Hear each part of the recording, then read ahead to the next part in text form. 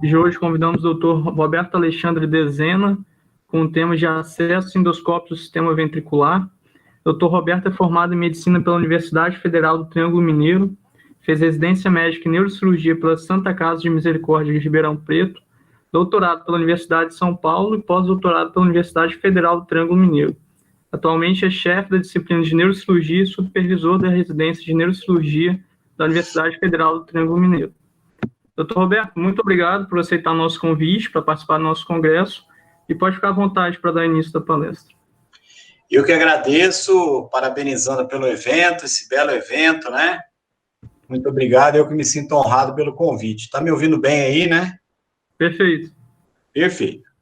Então, vamos falar um pouquinho de acessos endoscópicos ao sistema ventricular. É uma abordagem, eu tive vendo as outras aulas, né, a programação, é uma abordagem um pouquinho diferente, porque ela são acessos minimamente invasivos. Então, nós vamos discutir um pouquinho disso ao longo da aula. Alguns aspectos históricos, a primeira neuroendoscopia data de 1910, na verdade, não era nem um neurocirurgião, era um urologista chamado Lespinasse. Ele até utilizou um cistoscópio, nem um neuroendoscópio não existia na época, ele utilizou um cistoscópio. Outro precursor, outro pioneiro, foi o professor Mixter, que realizou a terceira ventriculostomia endoscópica. Vamos ver o que é esse procedimento. Nessa época, 1923, essas são as primeiras imagens do sistema ventricular, imagens históricas, lindas, né? Que foram obtidas de dentro do ventrículo, com um tempo de exposição de aproximadamente 2 minutos para se conseguir imagens como essas. Um pioneiro também bastante importante é o professor Walter Dandy. Ele é considerado o pai da neuroendoscopia e também o pai da neurocirurgia pediátrica. Nessa época, se realizava muito, como procedimento endoscópico, a coagulação do plexo coroide. Só lembrando que o plexo coroide é uma estrutura que produz líquor, que o aumento da produção licórica pode levar aos casos de hidrocefalia. Então, a lógica na época era, se coagular o plexo coroide, poderia reduzir a produção de líquor. É uma coisa que voltou hoje, vamos discutir ao longo da aula isso. Então, aqui o professor Putnam, o professor Scarf, também um outro pioneiro dessa coagulação do plexo coroide. Entre as décadas de 50 e 80, dizemos que a neuroendoscopia permaneceu no ostracismo, porque lembramos que, ao final da década de 40, surgem os primeiros shunts, que são as válvulas, o sistema de Nussen-Spitz, depois o sistema de Spitz-Rother, e como a tecnologia era muito limitada nessa época, final da década de 40, as complicações eram muitas. Então, aliado a esse advento dos shunts, dizemos que a técnica permaneceu no ostracismo durante 30, 40 anos. Nesse meio tempo, a principal inovação foi o sistema de Hopkins, inventado pelo Harold Hopkins, que é um físico britânico. Esse sistema de Hopkins, visto aqui nessa imagem inferior, é o sistema utilizado por nós hoje no sistema de endoscopia rígida. Então, o que a gente tem no presente hoje? Temos o advento dos 10 mandamentos da neuroendoscopia pelo professor Bauer, não vamos entrar em detalhes pelo nosso tempo, mas o professor Bernard Bauer, aqui visto comigo, é um dos grandes precursores. Ele definiu esses 10 mandamentos da neuroendoscopia, que norteia toda a nossa prática neuroendoscópica, que é, como eu já disse, uma modalidade da neurocirurgia minimamente invasiva. Como que a gente classifica atualmente a neuroendoscopia? A neurocirurgia endoscópica, que é a endoscopia tipo channel, a gente vai ver que são os procedimentos ventriculares, que é o alvo dessa aula, a microneurocirurgia controlada por endoscopia e a microneurocirurgia assistida por endoscopia. Então, está aqui um exemplo da microneurocirurgia controlada por endoscopia, que são os acessos endonasais que a gente realiza para os tumores da hipófise. Aqui o videozinho só mostrando aqui a entrada na célula túrcica, a abertura da dura mater, ressecção dessa massa, que é um tumor de hipófise.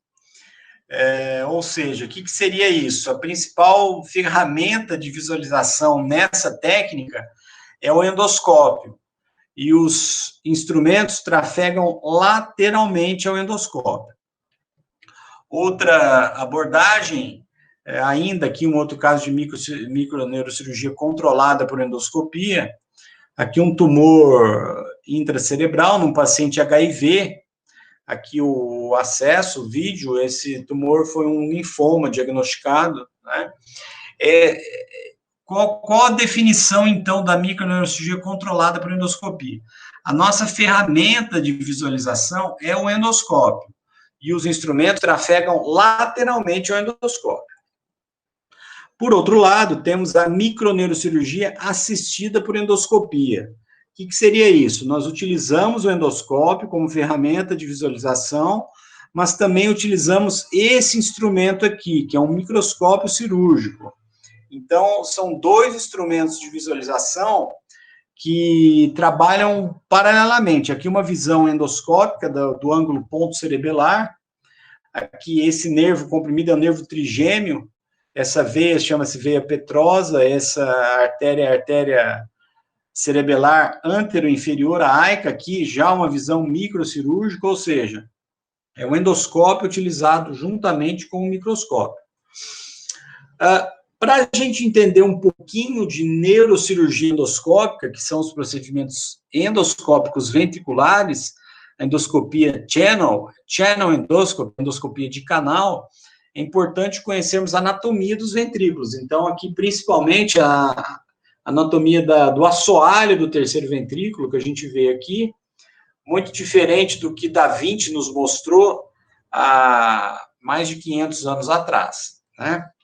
Então, citando o sistema de endoscopia ventricular que a gente utiliza, o sistema de Gabi, que é aqui um sistema de Hopkins, que tem uma camisa que a gente chama, que é o próprio canal de trabalho, né? Nessa definição dessa modalidade endoscópica, os instrumentos não trafegam ao lado do endoscópio, eles trafegam dentro do endoscópio, nesse canal de trabalho aqui, nessa parte mais posterior do endoscópio. Então, esse é um sistema de Gabi, tem vários instrumentais que acompanham o sistema, pinças de preensão, coaguladores, aspiradores. Esse outro sistema bastante interessante também, o sistema de OI, sem qualquer conflito de interesse, obviamente, também com seu conjunto de pinças, aspiradores, coaguladores, a própria ótica. Para os procedimentos endoscópicos ventriculares, nós utilizamos as óticas de 0 grau. O neurofibroscópio é um sistema de endoscopia flexível, que nós não vamos entrar em detalhes, porque ele não dá uma definição tão grande de imagens. Aqui a gente pode ver como que é uma visualização do neurofibroscópio, não é uma definição tão boa quanto do sistema de endoscopia rígido, os sistemas de Gabi e OI. A técnica neuroendoscópica se baseia em pontos fixos de entrada para o sistema ventricular. Então, aqui nessa imagem da esquerda, mostrando o acesso transfontanelar, que utiliza justamente a fontanela em recém-nascidos como uma janela óssea para a gente conseguir um acesso aos ventrículos, né? Está aqui o contorno da fontanela, aqui a linha de incisão. Já no adulto, utilizamos o ponto de Cocker, que é um ponto situado 2 centímetros lateral à linha média, 2 centímetros anterior à sutura coronal. É o ponto principal de acesso para o sistema ventricular. Aqui o nosso cenário cirúrgico, né, o paciente com a marcação no ponto de Cocker, a visão que a gente tem da torre de vídeo. Aqui mesma coisa, esse plástico é um campo adesivo que evita infecções, esse plástico preto é um saco que, como a gente irriga muito, o soro é armazenado nesse saco. Aqui a punção ventricular, sempre nos procedimentos endoscópicos a punção é feita com irrigação de solução salina aquecida, e obviamente tudo que entra de soro dentro do ventrículo tem que sair por essa saída passiva. Aqui, trabalhando com o sistema de Gabi, é uma das vantagens desse sistema, que a gente pode manusear a ótica com a mão não dominante, no caso eu sou destro, manusear a ótica com a mão não dominante, os instrumentos com a mão dominante. Muito bem. A terceira ventriculostomia endoscópica é o carro-chefe dos procedimentos endoscópicos ventriculares. Eu vou definir o que é isso. Mas para quais patologias ela seria direcionada? Para hidrocefalias obstrutivas, como estenose de aqueduto, tumores da fossa posterior, como mostrado nessa tomografia aqui, o meduloblastoma, hidrocefalias associadas com asterisco, porque essas hidrocefalias ainda são alvo de alguma controvérsia. Mielomeningocele, malformação de Dandy-Walker, hidrocefalia pós-hemorragia intraventricular da prematuridade, 2 asteriscos, a hidrocefalia pós-infecciosa também, 2 asteriscos, porque são alvo de uma controvérsia maior ainda. Mas o que seria a terceira ventriculostomia endoscópica? Vamos imaginar esse corte sagital dessa ressonância numa criança. Só lembrar da circulação licórica, o líquor é produzido nos plexos coroides, do assoalho do ventrículo lateral e teto do terceiro ventrículo. Esse líquor do ventrículo lateral e do terceiro ventrículo ganha o aqueduto cerebral e cai no quarto ventrículo. Do quarto ventrículo, esse líquor ganha o espaço subaracnoide, de forma que banha todo o encéfalo, dando um peso aparente para essa massa 20 vezes menor. Então, esse caso aqui, onde eu estou destacando, é uma hidrocefalia obstrutiva. O líquor produzido, ventrículos laterais, terceiro ventrículo, não escoa através do aqueduto cerebral, não escoa entre o terceiro e o quarto ventrículo. Então, essa é a definição de hidrocefalia obstrutiva. Qual que é a lógica da terceira ventriculostomia endoscópica? É criar um atalho a esse líquor. Ao invés de ele circular ventrículo lateral, terceiro ventrículo, quarto ventrículo, ele vai circular ventrículo lateral, terceiro ventrículo, espaço subaracnoide, através de uma abertura que é feita na região anterior aos corpos mamilares, que é onde essa seta azul está apontando. Aqui destacado, né, aqui esse dado para quem realiza a terceira ventriculostomia endoscópica é importante, a distância entre o dorso da célula túrcica e o topo da artéria basilar, que é essa artéria que fica na frente da ponte, e é muito importante a abertura do que está embaixo também do assoalho do terceiro ventrículo. Aqui um corte sagital da região anterior do terceiro ventrículo, corpo mamilar, infundíbulo hipofisário, vamos ver algumas imagens, que é a abertura da membrana de Lilliquist, que fica embaixo do assoalho do terceiro ventrículo. De forma que quando realizamos a terceira ventriculostomia endoscópica, temos que ter esta visão aqui, a visão da artéria basilar, a visão total da artéria basilar após a abertura da membrana de Lilliquist. Essa é a visão ideal da artéria basilar, que fica embaixo do assoalho do terceiro ventrículo. Muito bem. Aqui uns exemplos de terceira ventriculostomia endoscópica. Aqui uma visão do forame de Monro à direita. Lembrar que o forame de Monro é a porta de entrada do ventrículo lateral, onde está a câmera, para o terceiro ventrículo. Né? Então, adentrando aqui no forame de Monro, aqui estamos no ventrículo lateral, estamos adentrando no forame de Monro, vemos os corpos mamilares, aqui essas duas estruturas, que são estruturas diencefálicas, aqui o tubercinélio, que é a membrana que fica à frente dos corpos mamilares, A coagulação dessa membrana.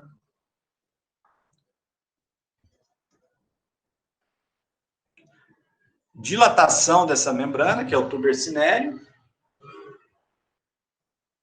Com isso, o líquor, melhor dizendo, vai circular ventrículos laterais, terceiro ventrículo e espaço subaracnoide. Então, é um procedimento destinado a hidrocefalias obstrutivas. Aqui a visão da artéria basilar, essa estrutura óssea é o dorso da célula túrcica. Voltou um pouquinho. Mais um caso aqui, adentrando do ventrículo lateral para o terceiro ventrículo, através do forame de Mohn.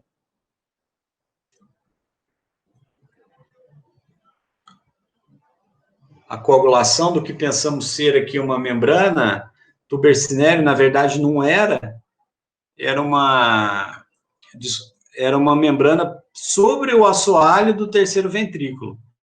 Então, agora sim, visualizados os corpos mamilares, a artéria basilar, à frente dos corpos mamilares, coagulação do tubercinélio.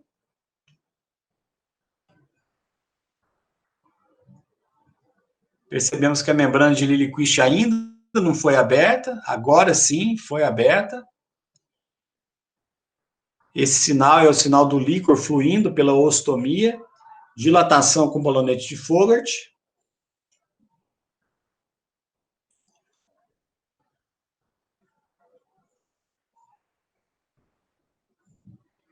E a visão ideal com a membrana de Lilliquist, o tubercinélio, a porção mais superior aberta, e a membrana de Lilliquist.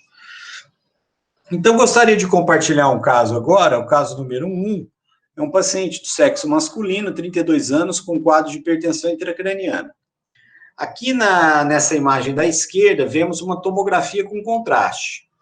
Nós inferimos, por essa tomografia, que esse paciente tem uma hidrocefalia obstrutiva. Por quê? Porque o ventrículo lateral e o terceiro ventrículo são desproporcionalmente maiores que o quarto ventrículo, que é esse pequeno orifício aqui. Tá? Lembrar que esse paciente com quadro de hipertensão intracraniana, o quadro, só para lembrar, é um quadro de cefaleias, cefaleia, melhor dizendo, é uma cefaleia matutina que acorda o paciente, náuseas, vômitos em jato, às vezes, o vômito em jato é aquele vômito que não é precedido de náusea. Nessa imagem da direita, vemos uma ressonância magnética ponderada em T2, onde vemos aqui ventrículo lateral dilatado, terceiro ventrículo dilatado, e do terceiro ventrículo para o quarto ventrículo, que é o aqueduto de Silvos, ou aqueduto do mesencéfalo, ou aqueduto cerebral, vemos uma estenose de aqueduto cerebral, indicação clássica de terceiro ventriculostomia. Então, está aqui a mesma coisa, como eu já mostrei, a visualização do assoalho do terceiro ventrículo, corpos mamilares, tubercinélio, esse mais pretinho, mais anterior é o infundíbulo hipofisário, onde nasce a glândula hipófise, e essa estrutura mais da frente é o quiasma óptico. Então, aqui o vídeo. Essa abertura, como eu já mostrei, é feita no tubercinélio, que fica à frente dos corpos mamilares, coagulação. Já vemos que a membrana de Lilliquist foi aberta, agora dilatação com balonete de Fogarty, é o mesmo balonete de Fogarty que a cirurgia vascular utiliza para obstruções arteriais agudas. Pode ser um balonete número 2, de Fogarty número 2, número 3, número 4. Aqui, no caso, é o número 3. Dilatação do tubercinélio. E visualização da artéria basilar. Esses ramos que saem da artéria basilar são ramos pontinos, que irrigam a ponte.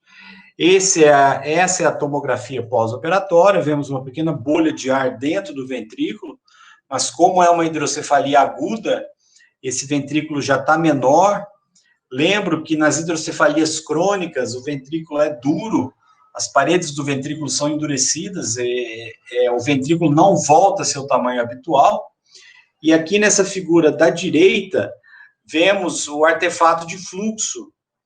o artefato de fluxo, não, melhor dizendo, a comunicação do terceiro ventrículo com as cisternas da base do encéfalo, que são as cisternas interpeducular e pré-pontina. É uma marca de sucesso do procedimento. E nas crianças? Nas crianças, essa imagem eu gosto muito de mostrar, que é uma hidrocefalia, né, é uma ilustração de uma hidrocefalia do século XVII. Nas crianças, mesmo com uma visualização uma visualização linda dessa da artéria basilar, em crianças abaixo de 1 ano, a terceira ventriculostomia tem algum grau de insucesso. O seu grau de sucesso varia de 40% a 50%.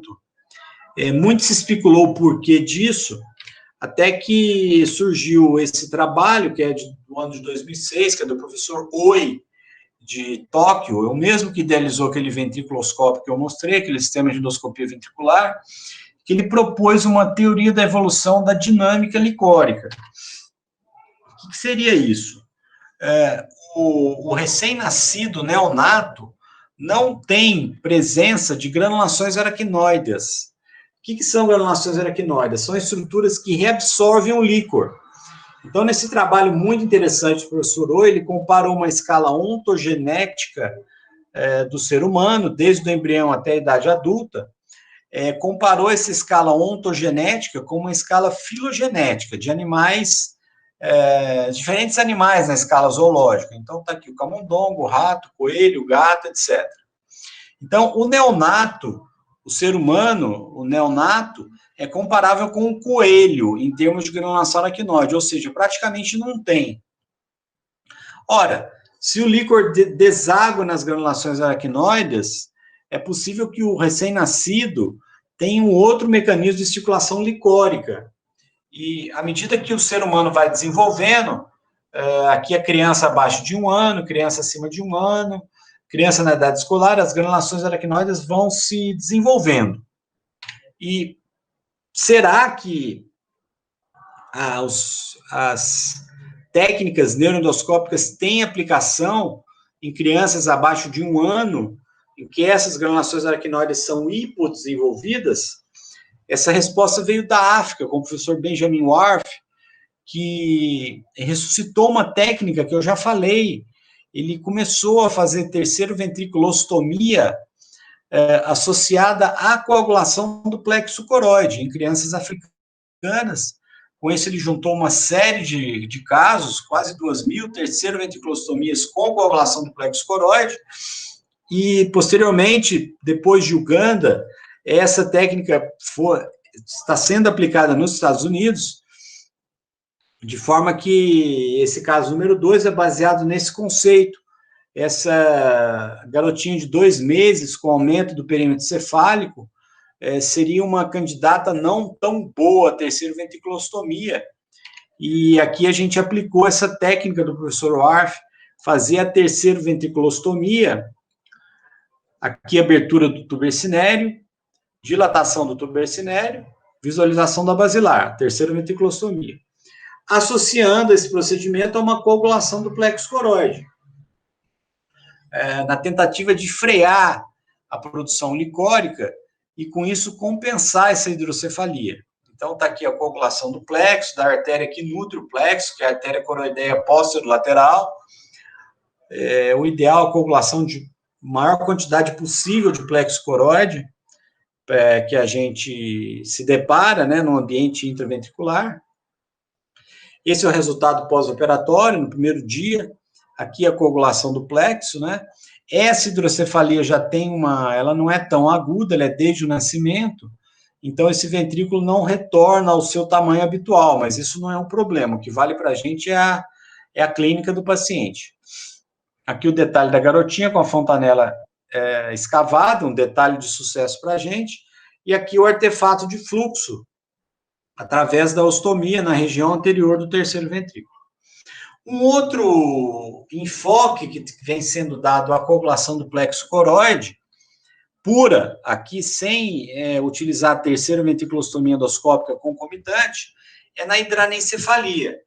Hidranencefalia é um caso onde não existe praticamente cérebro, mas essas crianças têm plexo coroide, produzem líquor, e o líquor não tem para onde escoar.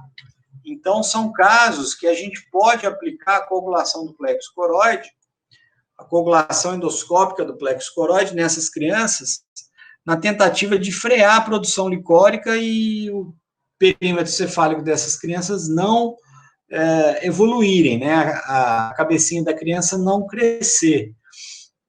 Porque a gente sabe que a hidranencefalia são casos de prognóstico extremamente reservado, não sabemos quanto tempo essa criança vai sobreviver. O tratamento alternativo à coagulação do plexo coroide seria a colocação de uma válvula, que é um shunt, que é uma prótese que pode obstruir.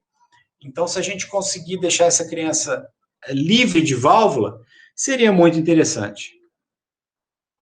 Outro enfoque também das técnicas endoscópicas ventriculares são nos tumores, tá? Então, eu vou mostrar alguns casos agora de tumores.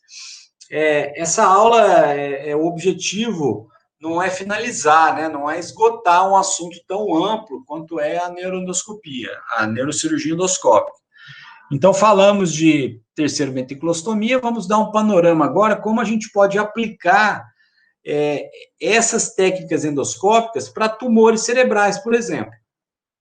Então, esse caso número 4 é um paciente masculino de 26 anos com quadro clínico de frontalização. O que é isso? É um quadro de liberação frontal. O paciente tem alterações comportamentais, não sabe onde está, entra de roupa no chuveiro, coisas dessa natureza. E alguns sinais de hipertensão intracraniana também. A ressonância mostra para a gente uma massa dentro do terceiro ventrículo e ventrículo lateral. Propusemos para esse caso uma biópsia, porque para esse caso em questão, essa biópsia poderia nos confirmar nossa suspeita que esse tumor seja um germinoma. Né? Mas por que não ressecar o tumor? Porque é um tumor extremamente radiosensível. Ele praticamente é curado com radioterapia. Então, para que a gente vai submeter esse paciente a uma ressecção cirúrgica mais agressiva, se a gente pode ter o diagnóstico que realmente é um germinoma e tentar curar esse paciente com radioterapia. Foi o que realmente foi feito. Essa biópsia veio como germinoma e esse paciente foi tratado auxiliado pelo oncologista e hoje está muito bem. Por outro lado, nós podemos lançar mão de ressecção tumoral. Ao invés de biópsia, podemos tentar a ressecção do tumor. Só que esse tumor tem que obedecer alguns critérios para nós. Quais são esses critérios? Por exemplo, o tumor tem que ter pouca vascularização, porque quando o tumor sangra, ele obstrui nossa visualização. Uma gotinha de sangue dentro do meio líquido, que é o sistema ventricular, a gente não consegue enxergar mais nada, tá? Então, o tumor teria que ter pouca vascularização. Outro aspecto é ser um tumor de baixa consistência, ser um tumor macio. Tamanho, tem que ter um tamanho menor de 2 centímetros. Tumores acima de 2 centímetros não são considerados para ressecção endoscópica, porque as chances de complicações são imensas. Então, são pacientes que, se tiver um tumor acima de 2 centímetros, são candidatos à ressecção microcirúrgica, com o microscópio. E uma condição básica da neuroendoscopia ventricular é que esse paciente tenha dilatação ventricular. O tumor que se enquadra perfeitamente nesses critérios é esse tumorzinho, essa bolinha que fica na transição entre o ventrículo lateral e o terceiro ventrículo, que é o chamado cisto coloide. Então, esse caso que eu vou compartilhar é um paciente de 42 anos, com sexo masculino, com a tríade de Hacking. O que seria essa tríade? É uma tríade composta por ataxia de marcha, incontinência urinária e períodos de confusão mental. Então, a gente vê dentro do terceiro ventrículo todo ocupado por essa massa que a nossa suspeita foi ser um cisto coloide. Então, aqui vendo nesse corte sagital, um tumor que ocupa todo o terceiro ventrículo, Aqui o detalhe da ressecção cirúrgica. Esse é o forame de Monro. O plexo coroide fica adentra o forame de Monro. Ele está sobre o tumor. Aqui é uma coagulação do tumor, do plexo coroide, após a coagulação do tumor.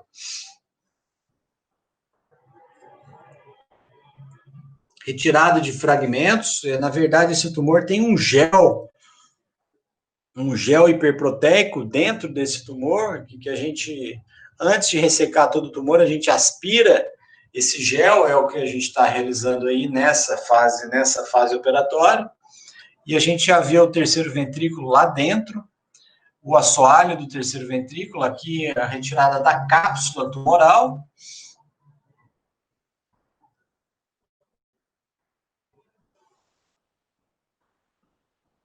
É interessante esse caso, né? Ele é muito emblemático para mim, porque depois de 1 ano desse caso, a irmã desse paciente apareceu com o mesmo tumor, a gente operou ela também. E é um chamado ciscoloide. E podemos utilizar alguns instrumentos também acoplados ao microscópio, que é para ajudar na ressecção tumoral, que é o chamado aspirador ultrassônico, que é esse equipamento, né? Ele é um aspirador convencional, mas é um aspirador que tem um ultrassom. E esse ultrassom vibra. Isso facilita muito a ressecção tumoral, desses tumores mais duros, principalmente. É o caso número 6, um paciente masculino de 61 anos, com quadro de hipertensão intracraniana. Aqui vemos nessa tomografia corte axial da esquerda, uma massa ocupando o ventrículo lateral esquerdo. Aqui num corte sagital, mesma coisa, ocupando o ventrículo lateral. Aqui foi proposta uma ressecção endoscópica auxiliada pelo aspirador ultrassônico. Detalhe que aqui a gente não pode trabalhar sozinho. Aqui tem que ser a 4 mãos, um cirurgião mais um auxiliar. Aqui o detalhe da ressecção não microcirúrgica endoscópica. Aqui a massa visualizada. Na entrada do forame de Monro, a coagulação para a gente colher alguns pedacinhos para biópsia.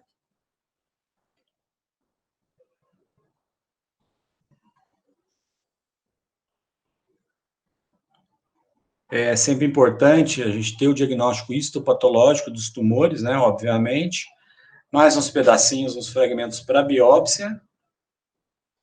E aqui o aspirador ultrassônico sendo utilizado. Olha que interessante, ele pulveriza o tumor. Ele vai pulverizando o tumor e isso facilita aqui o forame de Monro já desobstruído. Ele facilita em muito a ressecção. Olha que interessante, ele literalmente ele pulveriza o tumor, né?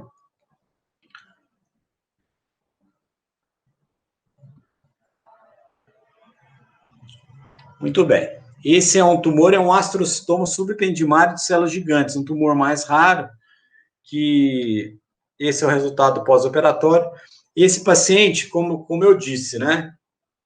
Esse tumor passava um pouquinho de 2 centímetros, passava muito, um pouquinho não, ele passava muito de 2 centímetros, ele tinha quase 4 centímetros de diâmetro. E não foi possível a ressecção total. Então, esse paciente partiu para um segundo tempo numa ressecção microcirúrgica para acabar de retirar essa massa que restou dentro do ventrículo lateral. Uma outra aplicação também da neuroendoscopia é nesse tumor. Esse tumor é o chamado crâniofaringioma. É um tumor pediátrico, que pode estar no adulto também, e que às vezes ele é cístico. Ele é de natureza cística. Ele é um tumor controverso quanto ao que fazer. Ressecção microcirúrgica, ressecção endoscópica, mas o fato é que esses tumores tipo crâniofaringioma, eles respondem muito bem a um protocolo novo, a uma droga chamada interferon alfa. Então, seria uma terapia intracística com interferon alfa. Então, a finalidade da cirurgia endoscópica aqui, nesse caso, foi instalar um catéter dentro desse tumor, é o chamado catéter com reservatório de Ommaya. É um catéter que permite que se injete drogas dentro do tumor. Então, está aqui o cisto, visto o crâniofaringioma, visto através do forame de Mohn. Aqui a gente vai realizar primeiro a abertura, a perfuração da parede do crâniofaringioma. Ele tem um conteúdo que parece um óleo de motor mais amarelado, né?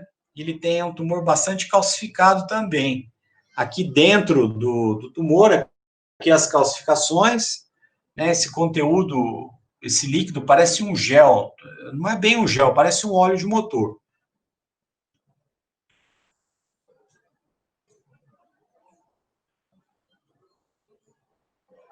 A colocação do catéter dentro do cisto.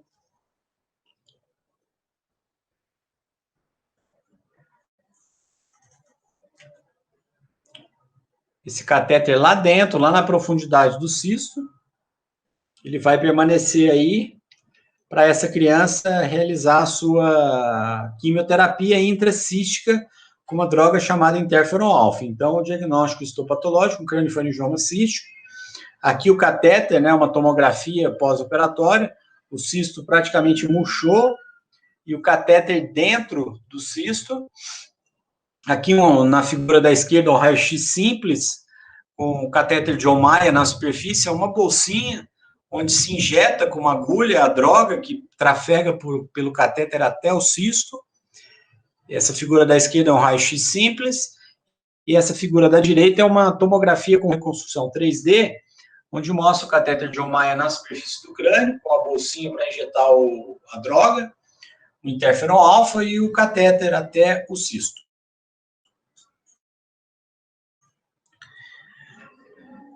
Aqui o detalhe do fechamento, né? Obviamente, quando a gente abre o crânio, obviamente a gente tem que ter uma técnica para fechar o crânio, nos casos. Aqui em crianças maiores e adultos, a gente tampona o túnel cerebral, né? O túnel do córtex até o ventrículo com gel Foam.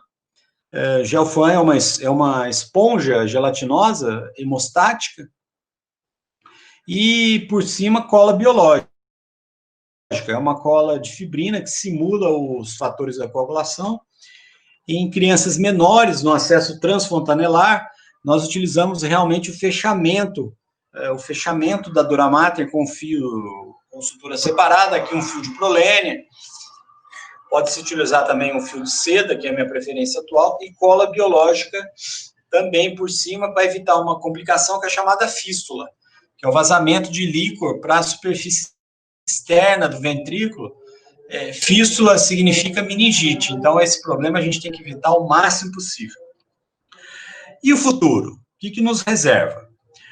O futuro, para a neuroendoscopia, ela se resume à simulação, ao treinamento de modelos mais realísticos. Aqui um modelo que é utilizado no curso anual que a gente dá na Universidade de Nápoles, na Itália, que essa cabeça simula o ambiente intraventricular e também acoplado a um sistema de neuronavegação, que é um modelo bastante interessante para o treinamento neuroendoscópico. Detalhe aqui da cabeça, que pode ser usada também o aspirador ultrassônico que eu mostrei. Aqui a cabeça sendo utilizada. Os modelos animais também, apesar da simulação realística com modelos artificiais, os animais ainda são de extrema importância para simular as técnicas neuroendoscópicas. Aqui, por exemplo, o abdômen do rato, ele é um ambiente que simula muito bem um ambiente intraventricular. Por exemplo, a bexiga parece um cisto coloide, a bexiga do rato lembra muito um cisto coloide. O epíplon, né, do intestino do rato parece muito plexo coroide, e assim por diante, né? Então, os modelos animais ainda são úteis para treinamento, e os cadáveres também, né? As cabeças humanas de cadáveres ainda, apesar dessa simulação, ainda são de extrema importância. Aqui um curso, até antes da pandemia, tinha na Universidade de St. Louis, nos Estados Unidos, também um curso que eu recomendo, muito interessante. E o videoscópio também é uma evolução da neuroendoscopia, que é aquele fibroscópio que eu mostrei, que dá uma resolução de imagens excelente, tão boa quanto a resolução das imagens do endoscópio rígido, que são esses casos que eu mostrei. Hoje, algumas tecnologias permitem acoplar um mini endoscópio a um celular, né? Seria o Smart Scope, já tem isso comercial. Olha onde a gente chegou, né? Permite que se acople até um sistema de endoscopia flexível. E a última novidade é o exoscópio, né? Uma tecnologia inversa ao endoscópio. Endoscópio, todo mundo percebeu que é uma câmera que vai dentro de uma cavidade do corpo humano, né? O exoscópio é uma câmera que filma o interior do corpo humano, só que de fora do corpo. É uma tecnologia nova que está sendo desenvolvida, né? Os alemães são vanguardistas nessa área de endoscopia. Era isso que eu tinha para falar, não me alonguei muito, porque está todo mundo cansado, essa é a última aula de hoje. Isso tudo que eu falei, a gente discute nesses 2 livros, esse Atlas de Neurocirurgia Endoscópica do Terceiro Ventrículo, que é uma publicação da Springer de 2017, e esse lançamento que a gente lançou, que a gente colocou no mercado esse ano, um livro que fala só sobre terceiro ventriculostomia endoscópica, também pela Springer. A novidade é que esse livro tem alguns extras online, alguns vídeos online. Aproveito a oportunidade para convidar a todos o nosso 4º encontro Interligas de Neurocirurgia da nossa Academia Brasileira de Neurocirurgia, que vai ocorrer agora 18 e 19 de setembro, informações no Instagram. E agradeço mais uma vez a oportunidade aos organizadores do evento, foi um prazer poder estar aqui hoje. Aqui estão os meus contatos, meu e-mail, meu Instagram. Quem quiser me seguir no Instagram, a gente sempre está postando conteúdos de neurocirurgia, de neuroendoscopia, de medicina em geral. E eu agradeço mais uma vez pela atenção de todos. Meu muito obrigado. Doutor Roberto, a gente agradece, muito obrigado. A aula ficou muito boa, bem ilustrativa. Não tivemos nenhuma pergunta, mas tivemos bastante elogios. Então, boa noite, muito obrigado.